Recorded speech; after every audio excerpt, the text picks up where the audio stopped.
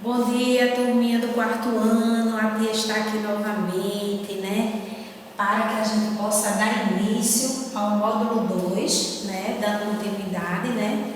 Ao módulo 2, na matéria de ciências, na página 152, certo?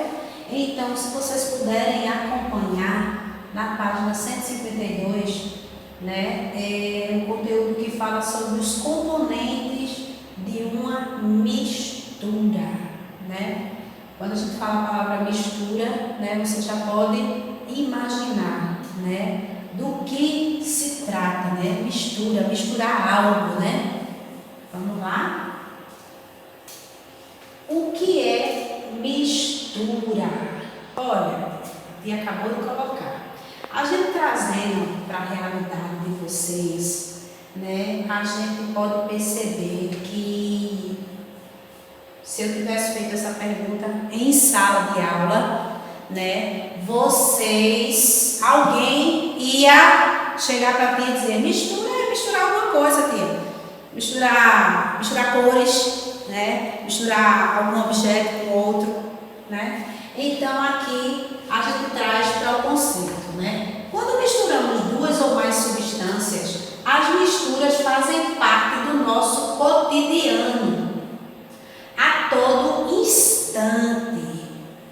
Desde o ar que respiramos até objetos que utilizamos nas tarefas diárias, nos alimentos, nos líquidos que ingerimos, inclusive a água. A água, ela está presente, né, na maioria das misturas que a gente pode realizar. Que estão misturados a diversos sais e minerais e gases. De maneira geral, é difícil encontrar substâncias isoladas, disponíveis na natureza. Normalmente, tais substâncias estão unidas a outras, formando uma determinada mistura. Ô tia, como é que é isso? Quando a gente traz para a nossa realidade, né, a gente percebe que no nosso dia a dia a gente costuma fazer, né, algumas misturas. Por exemplo, eu pego o leitinho, eu vou misturo o leite com Nescau. Eu pego o café, eu vou e misturo ele com um leite, né? E assim eu posso fazer vários tipos de mistura. E utilizando um grande participante aí que é a água, certo? E os alimentos também. E os alimentos eu também posso misturar? Posso. Eu posso misturar vários tipos de alimentos, né? Vai depender do meu gosto, né? Eu posso misturar até no nosso dia a dia, né? O feijão com arroz, né? Com macarrão. Vai depender dos nossos gostos, né? E até o próprio ar que a gente respira, né?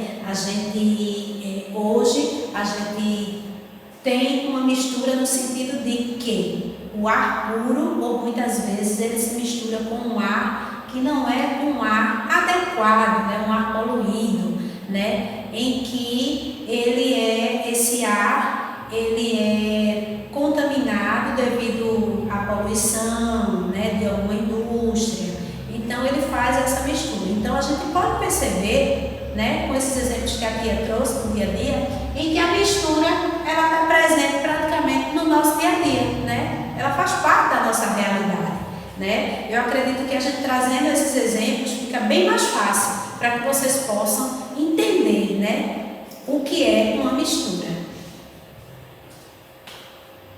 Substâncias solúveis e insolúveis. O que são substâncias solúveis e insolúveis?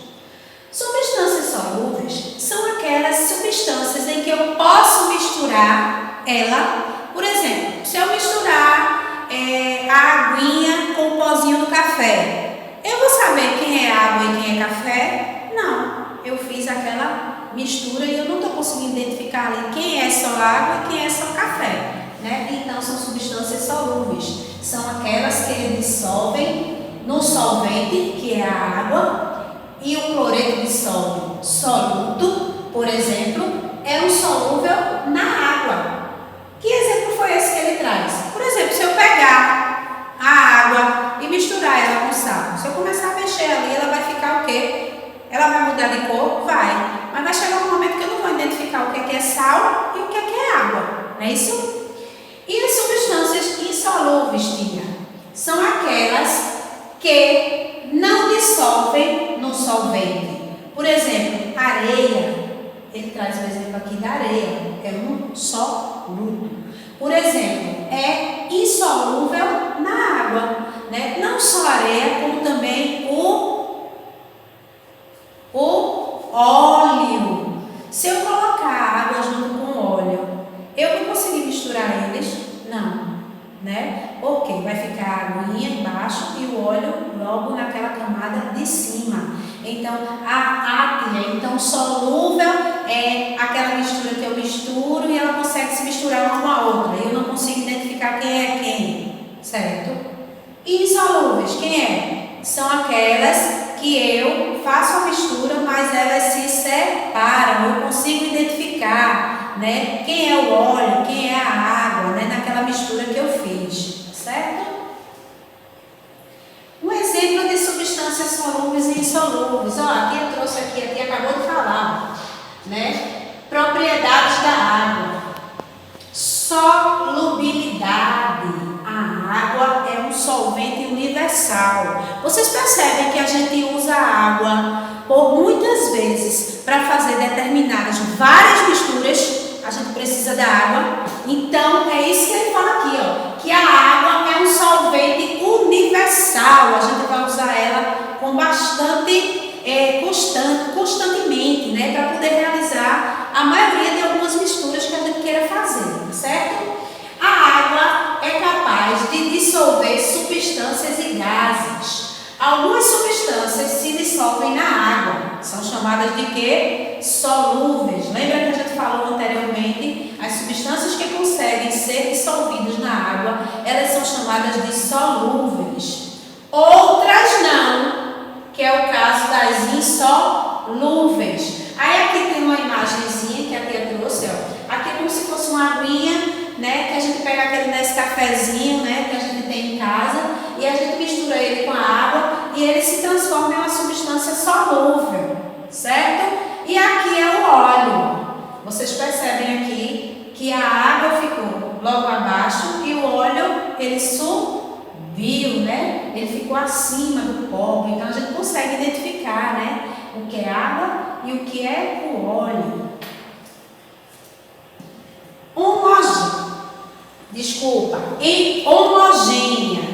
Homogêneas e heterogêneas. Olha, homogêneas as solúveis e heterogêneas as insolúveis. Então elas usam esses termos, né? Vocês vão presenciar por aí no livrinho de vocês também o uso desse termo aqui, ó, homogênea e heterogênea. Ô tia, o que é homogênea e heterogênea, hein? São as substâncias solúveis e as substâncias insolúveis. Vê como vai ficar fácil para a gente entender agora. O nome é bem meio que estranho, né? Então, quando a gente traz ele para encaixar ele em solúvel e insolúvel, a gente percebe, né? A gente tem um entendimento bem melhor, né? Porque a gente já viu anteriormente e a tia vai só dar um reforço. Então, homogênea são as substâncias que quando eu vou misturar elas, eu não vou conseguir identificar quem é quem, como por exemplo, o cafezinho, o café em pó com a aguinha, né, o Nescafé. Quando a gente faz aquela mistura ali, a gente não consegue identificar quem é o café e quem é a água. Insolúveis, um termo, um exemplo bem claro, né, para que vocês possam ter uma clareza, por a gente não estar em um laboratório, que seria interessante, né, que a gente pudesse fazer essas experiências e essas misturas em sala de aula, mas como a gente não está tendo essa oportunidade, a tia está trazendo aqui algumas imagens em que vai ter também, né, uma contribuição muito grande, né, onde vocês podem presenciar, né, como é feito nessa mistura através dessas imagens que a tia está trazendo. Então, a heterogênea são insolúveis, são misturas em que que a gente, se fizer a mistura de uma com a outra, a gente vai conseguir identificar quem é quem. A heterogênea, certo? Aqui, a tia trouxe um exemplo, né? Tem essa imagenzinha aqui, né? Daqueles coletorezinhos com o sangue, né? Quando a gente vai fazer o exame de sangue, vocês lembram que ele é colocado dentro de um recipientezinho aqui, parecido com esse? E aqui eu tenho o leite, né? Por que a tia trouxe esse exemplo para vocês? Porque o que acontece aqui, ó? Aqui a gente tem uma curiosidade, né, para vocês. Mas nem sempre podemos distinguir a olho nu, como por exemplo o sangue, que ao ser analisado com microscópio apresenta uma parte líquida, que é o plasma, e uma sólida, que são as hemácias. Ô tia, o que a senhora está querendo dizer com isso? Que o sangue, mas o sangue não é líquido, tia? Ele é líquido a olho nu. Mas quando esse sangue aqui, ele vai para o laboratório, em que ele vai fazer o uso daquele microscópio, então ele vai ter uma visibilidade maior, com mais clareza, né? Ele vai ter uma ampliação daquela imagem.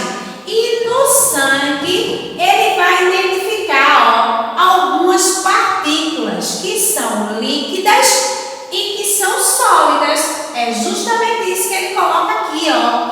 O sangue, por exemplo, que ao ser analisado pelo microscópio, ele apresenta uma parte líquida, que é o plasma, e uma sólida, que são as hemácias.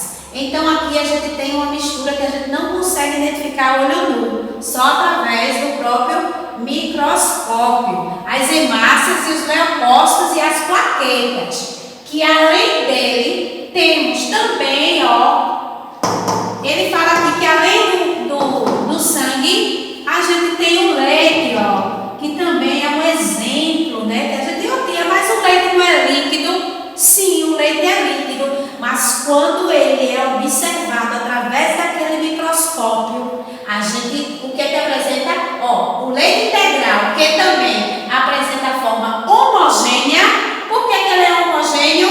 Porque ele é solúvel, né? Eu estou vendo, né, o leite ali, além de ele apresentar a forma homogênea, mas através do microscópio podemos visualizar o lipídio, ou seja, flocos de gordura sobre aquela porção líquida daquele leite, certo? Então, no leite integral, a gente também pode encontrar, né, misturas, né, tanto homogênea como heterogênea, mas a visibilidade para dessa imagem do leite e do sangue, ela só pode ser observada através do uso do microscópio, certo?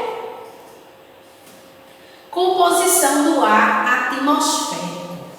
O ar atmosférico. Quando a gente fala de ar atmosférico, a gente já traz o quê? O ar da atmosfera, o ar que respiramos, né? Então, o ar atmosférico, ele é construído de diversos gases, como gás oxigênio, gás carbônico e gás nitrogênio, de vapor de ar, entre outros componentes. Em condições normais, geralmente não é possivelmente os constituintes do ar atmosférico. Por que ele está dizendo que geralmente ele não são todos esses que constituem o ar atmosférico? A gente vai ver aqui, ó, por quê, certo? Além dos componentes do ar atmosférico citados acima, né, que são esses que fazem parte para compor o ar atmosférico, algumas atividades humanas adicionam poluentes ao ar em locais onde a grande quantidade de indústrias, automóveis e queimadas, por exemplo, é possível perceber a presença de alguns gás poluentes. Então, quando ele traz para aqui, para a realidade da gente, o ar atmosférico, que ele diz aqui, ó, que nem sempre ele é um ar puro, foi o que a tia colocou anteriormente, né? que esse ar que a gente respira, né, por diversas vezes, existem até algumas áreas em que eles se misturam, né, junto a um ar poluído, né, o ar de indústria, o ar de algumas queimadas, o ar que sai de alguns automóveis, que são um ar que eles terminam se misturando com o ar sadio, que é o ar natural, o ar, né, então ele se mistura e isso pode trazer, né, algum dano para a nossa saúde, né, onde a gente vai pontuar isso lá na frente, tá certo? Então é claro que a mistura de um ar que sai de uma indústria e que sai de um determinado automóvel, de uma queimada, você percebe que quando você está na fumaça, você não começa a tossir, né? Então esse ar, quando ele se mistura com o ar puro, ele pode, né, trazer vários, né, fatores que podem causar um mal à sua saúde, ok? Agentes poluentes do ar atmosférico.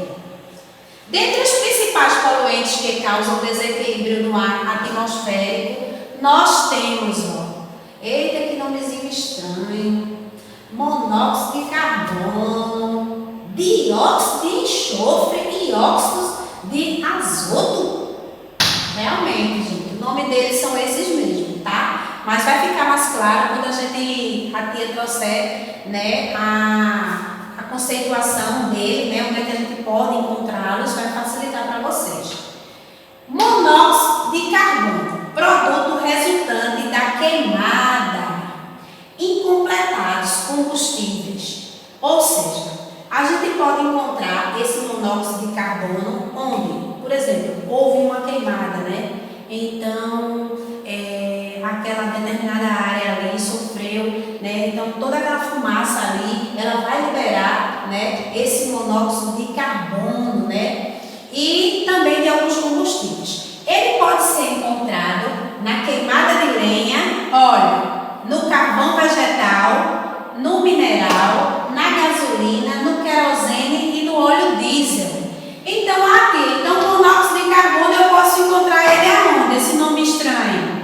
Olha como facilitou, né? O nome é estranho, né? É difícil da gente pronunciar, mas a gente pode encontrar esse tipo, né, de ar aqui, né, em algumas queimadas de lenha, no carvão, no vegetal e mineral, na gasolina, no querosene, no óleo diesel, dentre outros, tá certo? Dióxido de enxofre, né, e óxidos de azoto. Eu tenho que decorar esse nome, precisa aprender, né? Não precisa decorar. Com o tempo, né, vocês vão, né, fazer, né, o uso dessa leitura, porque a gente sabe que isso que a gente traz para a realidade de vocês é um nome que não é um nome comum e a gente, né, escutar, né? Mas com o tempo vocês vão, né, desenvolver, né, essa habilidade em fazer a leitura desses nomes que possam vir a surgir, né, no dia a dia da vida de vocês, tá certo? Dióxido, quando entra o X, a gente já percebe uma certa dificuldade até em pronunciar, não é isso? Então, dióxido de enxofre e óxidos de azoto, produtos da combustão. Quando a gente traz para cá, ele dá uma clareada, né? Quando é que a gente pode encontrar ele? Produtos da combustão do enxofre presente nos combustíveis fósseis, o carvão mineral e o petróleo.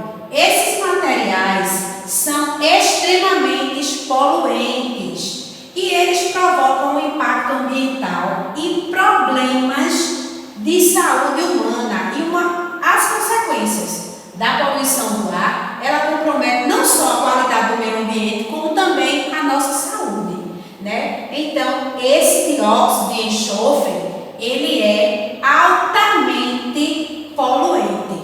Então, além dele contribuir para prejudicar a qualidade do meio ambiente, então, ele da mesma forma que ele contribui para destruir o meio ambiente, ele vai estar prejudicando também a nossa saúde.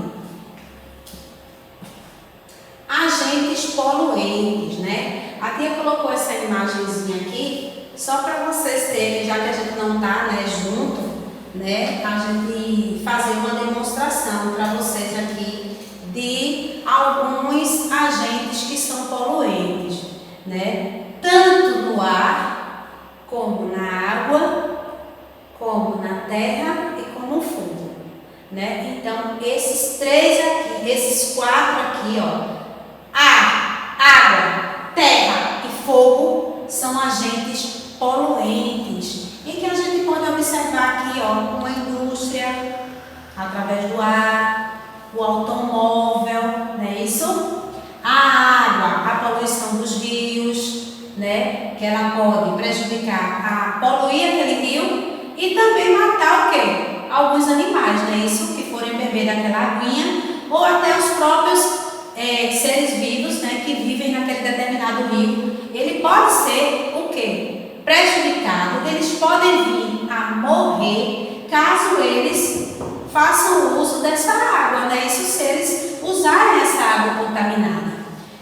A terra, né? O solo, né? A poluição daquele solo que foi queimado, aquele solo que foi maltratado. Então, dificilmente, né, a gente vai conseguir fazer o plantio naquele determinado solo, né? Porque ele está o quê? Ele está massacrado, ele sofreu danos, né? Não só pelo próprio homem, como devido à própria queimada, né?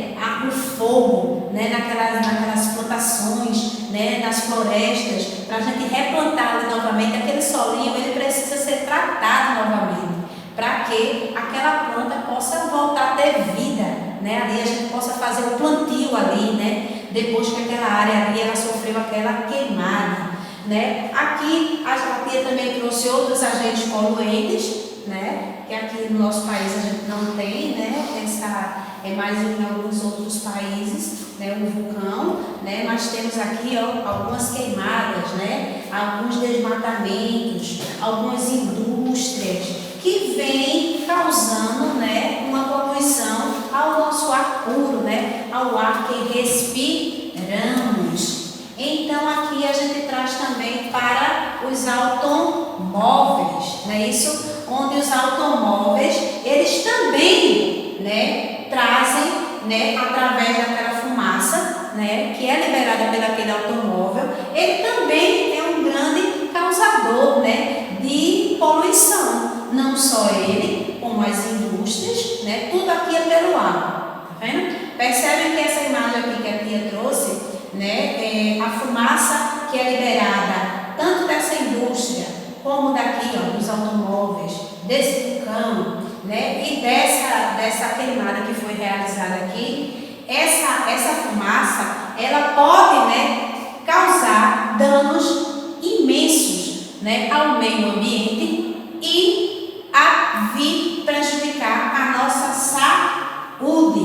Então aqui a tia trabalhou os quatro, né, agentes poluentes, que a poluição ela pode não só vir do ar, né, quando a gente fala, poluição, o ar poluído, né, mas não, a água também, ela também pode vir a ser contaminada, ser poluída, né, a terra, né, o solo e o fogo, né, aqui como a tia já tinha falado anteriormente. Então esses são alguns agentes poluentes, tá? A tia trouxe só aqui algumas imagens para poder fazer uma demonstração para vocês, tá certo? Poluição do ar e a saúde humana. Dentre as principais causas das mortes em decorrência da poluição atmosférica, podemos destacar os acidentes vasculares, cerebrais, doenças cardíacas, doenças respiratórias.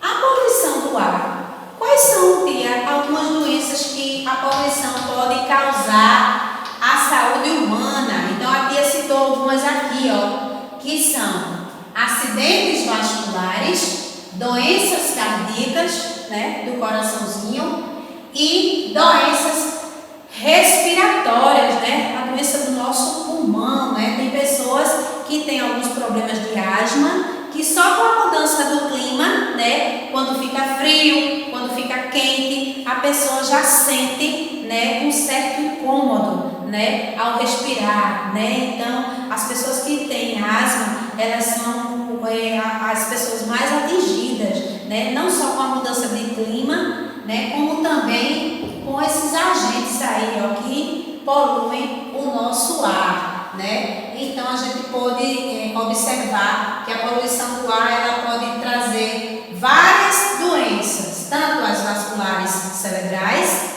quanto as doenças cardíacas do coração e as doenças respiratórias, né? Então, essas são as mais frequentes, né? Que o ar poluído, né? Esse ar, ele pode trazer, né? Para a vida das pessoas. Outros problemas podem ser destacados a curto prazo pela poluição do ar. Entre eles está a irritação da mucosa, né? Às vezes pessoas que não têm nenhum problema de saúde, né? Mas só o fato de estar ali naquele ambiente, ela já sente o quê? Uma certa irritação na garganta, né? E causa até uma bronquite, né? Então essas são algumas das doenças, né, que a gente trouxe, mais comuns, né, que podem ser causadas pela poluição do ar.